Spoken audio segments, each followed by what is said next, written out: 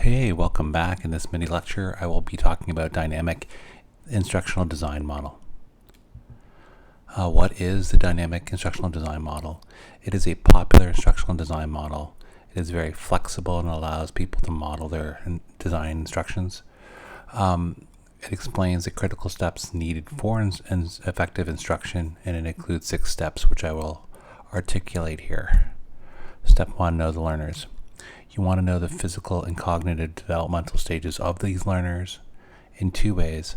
As a group, are the learners the same or different? Presumably, they're a little bit different in some ways and similar in others.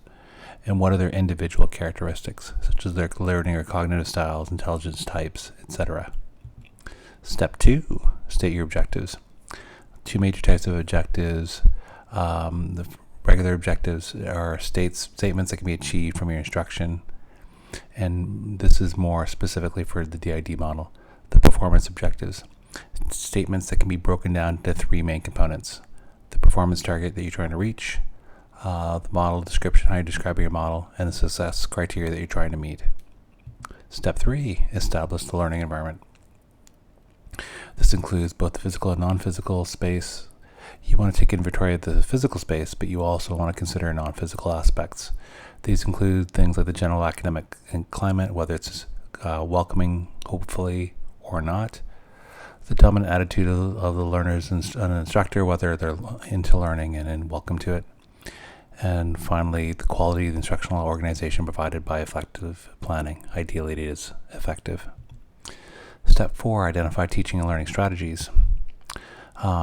This is mainly described by the term pedagogy or pedagogy, depending on your inclination. It is a combination and implementation of planned teaching and learning strategies. It is the actual function of what you're doing when you teach. And you'll want to use the pedagogical cycle when trying to come up with new teaching and learning strategies. Like, do you have any kind of primers to get people started? Do you have any types of evaluations you want to do, etc., etc.? Step 5, identify and select technologies. The various tools you're going to use, like whatever instructional technologies you're going to be using, and the purpose of what these technologies will be doing. And of course, you want to have them support and enhance whatever your teaching strategies that you have in an analog format. You want to use technologies to enhance those and support them. And finally, 6, plan a summative evaluation. You want to end your instruction with an evaluation, and you want to be able to define what the purpose of it is. What are you trying to measure, and what are you trying to improve in terms of your effectiveness for your future lessons? And you want to make revisions as you go along based on your evaluation.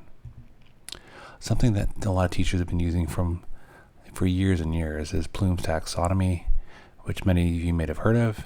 It's a framework for categorizing educational goals, and it is applied by teachers in their teaching. This is courtesy of Vanderbilt University Center for Teaching.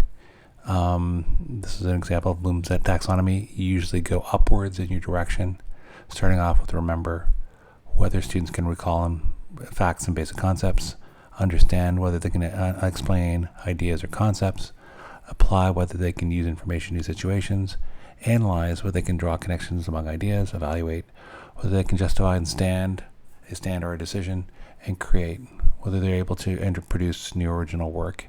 And below those major categories and things, especially on the right part, are various verbs that you can use when you're designing your pedagogy.